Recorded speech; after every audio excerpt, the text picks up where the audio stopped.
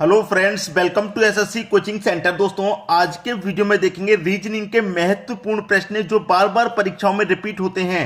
तो चलिए स्टार्ट करते हैं। पहला प्रश्न है, यदि 4 + 2a3 = 6, 18 + 6a4 = 12 हो तो 24 + 3a7 का मान कितना होगा। देखिए, अब आपको समझ में नहीं आ रहा होगा कि ये 2a3 का मतलब क्या है। मैं यहां पे 6 कैसे लेके आऊं भाई।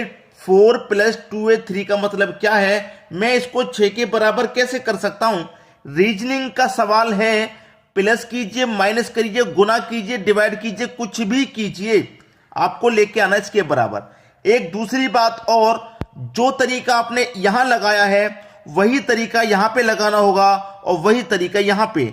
ऐसा नहीं है अलग अलग लगा दो, अलग अलग नहीं, जो भी लॉजिक लगा रहे हैं आप वही लॉजिक और दूसरे में भी और तीसरे में भी लगना चाहिए।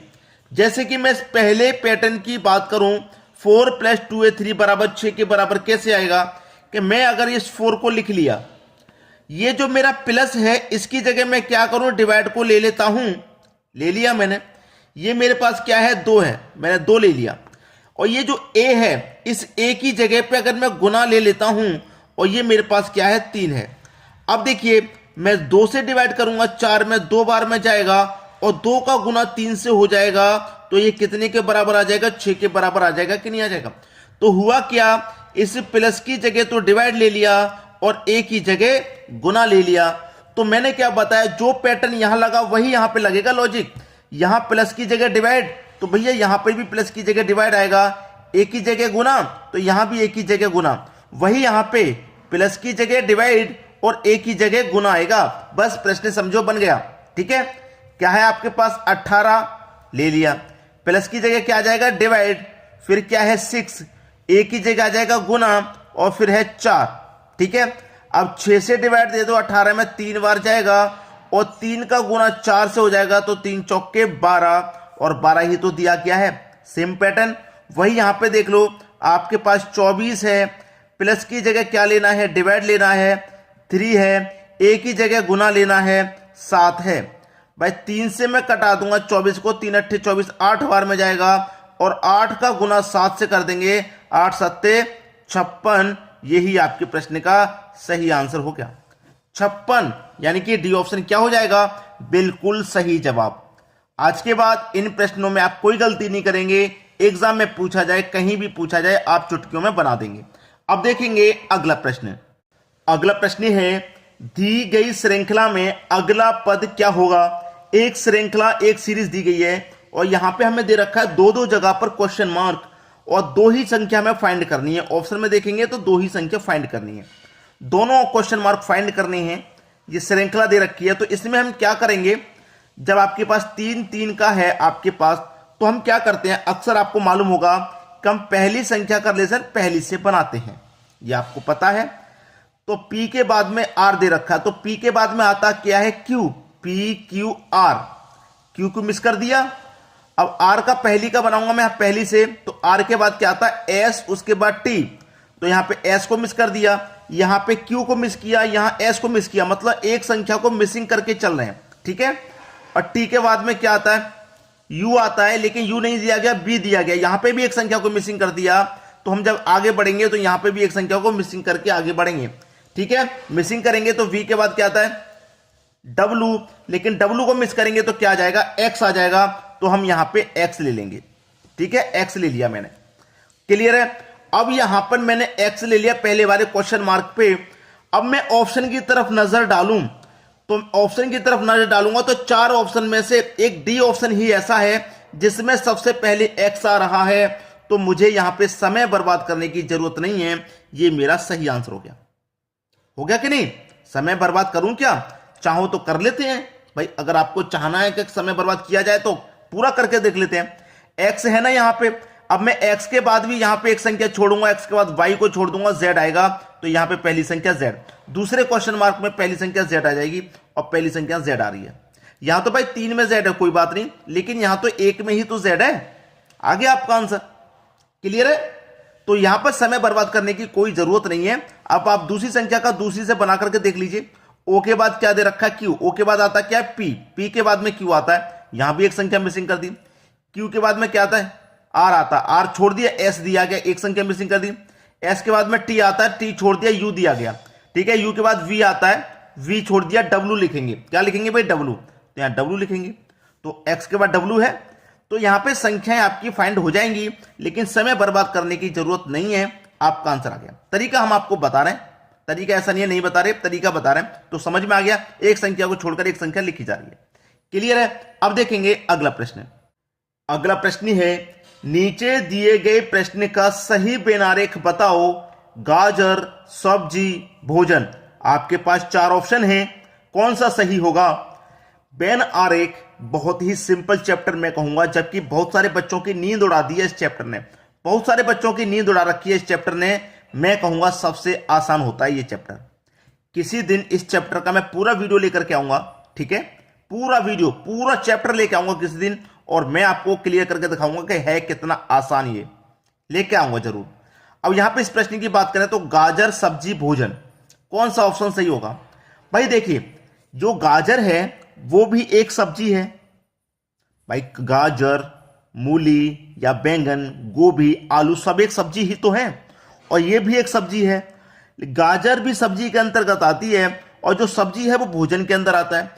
तो सबसे पहले तो मैं यहां पे भोजन का आरेख बना लूंगा। ये मैंने बना लिया भोजन, ठीक है, भोजन का बना लिया। अब कोई भी भोजन होता है उसी के अंदर सभी चीजें आती हैं, जितनी भी सब्जियां होती हैं वो भोजन के अंदर ही तो आती हैं। तो भोजन के अंदर आ जाएगा ये सब्जी वाला आरेख, ठीक है, ये हो गया सब्जी वाला आरेख। अब इस सब्जी में मूली, गाजर कुछ भी हो सब्जी के अंदर ही तो आएंगी भाई, ये गाजर सब्जी के अंदर आ जाएगी, क्योंकि गाजर होती क्या है, एक सब्जी होती है, तो सब्जी के अंदर गाजर आ जाएगी, ठीक है। और जो सब्जी होती है भोजन के अंदर आती है, तो ये होगी आपकी गाजर। तो ये आपके किस ऑप्शन में है भाई, ये किस ऑप्शन में है, ये आपका पहला ऑप्शन सही हो जाएगा। हुआ सभी को क्लियर, कोई परेशानी नहीं होगी। अब देखेंगे हम अगला प्रश्न। अगला प्रश्न है, 3 घंटियां एक साथ 8 बजे बजी थी, तीनों घंटियां 8, 10 एवं 12 मिनट के अंतराल पर बजती हैं, तो फिर वे सभी एक साथ कब बजेंगी। देखिए हमारे पास 8 और 10 और 20, इनका हम क्या करेंगे, एलसीएम ले लेंगे, ठीक है। इनका जब हम एलसीएम लेंगे 8, 10, 20 का, तो एलसीएम हो जाएगा 40। 20 से 40 कटेगा, 10 से भी कटेगा, और 8 से, एलसीएम हो गया 40। तो इसका मतलब क्या है कि जो घंटियां हैं वो एक साथ प्रत्येक 40 मिनट के बाद बजेंगी, ठीक है, एक साथ बजने की बात कर रहा है, तो प्रत्येक 40 मिनट के बाद बजेंगी। तो वो कब बजी हैं, 8 बजे बजी हैं, ठीक है। तीनों घंटे एक साथ कब बजी थी, 8 बजे बजी थी।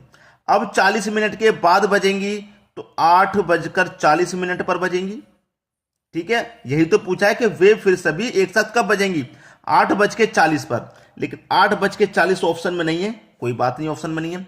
अब 8:40 के बाद वो फिर से 40 मिनट के बाद बजेंगी, तो 8:40 हो गया, इसमें 40 जोड़ दो तो 9:20 हो जाएगा। फिर से 40 मिनट बाद बजेंगी तो 9:20 पर, यह भी ऑप्शन में नहीं है, कोई बात नहीं।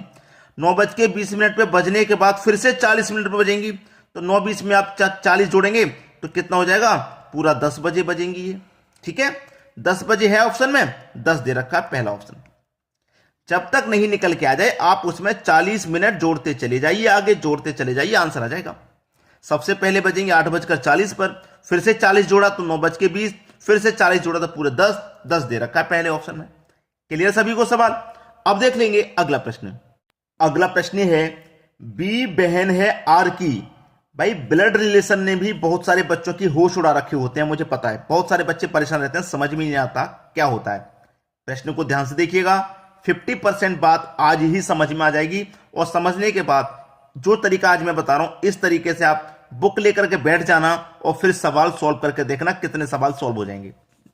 बी बहन है आर की, देखिए बी बहन है आर की बहन है बी, ठीक है, आर की बहन है बी, बहन है तो इसे क्या करेंगे, माइनस ले लेंगे। जो पुरुष होता है उसे पॉजिटिव, महिला होती है उसे नेगेटिव से डिनोट करते हैं, ठीक है। बी बहन है आर की, तो आर की बहन हो गई बी बहन है आर की। एम भाई है आर का, भाई एम जो है भाई है आर का भाई है एम, आर का भाई है एम। तो आर की एक बहन है और आर का एक भाई है एम, तो ये तीनों आपस में भाई बहन हो जाएंगे। ठीक है, ये भाई है तो इसे प्लस से डिनोट कर देते क्योंकि ये पुरुष है। ठीक है, एम भाई है आर का। डी माता है आर की। भाई आर की माता कौन है? डी। डी है आर की माता। ये जो डी है ये आर की मां है। आर की कौन? मां। मां है ना, फीमेल है तो माइनस, माइनस से डिनोट कर देंगे, माइनस से। ठीक है, माइनस। डी माता है आर की। एच पति है डी का। भाई एच जो है डी का पति है। डी का पति कौन?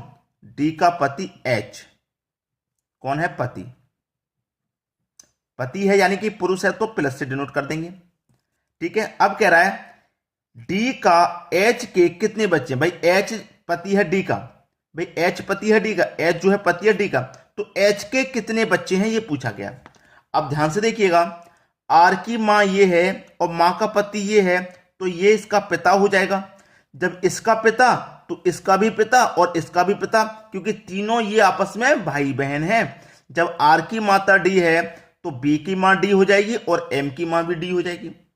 और आर का पिता एच, बी का पिता एच और एम का पिता भी एच, तीनों का हो जाएगा। ठीक है, तो एच के कितने बच्चे हैं? भाई ये तीनों बच्चे एच के ही तो हैं, है कि नहीं? भाई आर की मां डी है ना, तो आर का पिता एच हो जाएगा। ये इसका भी पिता है, ये इसका भी पिता है और ये इसका भी पिता है, तो इसके ये तीनों बच्चे हैं। तो एच के कितने बच्चे हैं भाई? एच के 3 बच्चे हैं। बी ऑप्शन आपका सही हो जाएगा। तो उम्मीद करूंगा कि जो तरीका मैंने आज अप्लाई करके आपको बताया है, इस तरीके से आप बुक ले लीजिए। मैं कह रहा हूं बुक ले लो और बिल्कुल जैसे मैं बता रहा हूं एरोबाइज लिख लिख करके आप प्रश्नों को सॉल्व करेंगे। 50% क्वेश्चन आज आपके सॉल्व हो जाएंगे इस तरीके से। ठीक है दोस्तों, वीडियो देखने के लिए आपका बहुत बहुत धन्यवाद।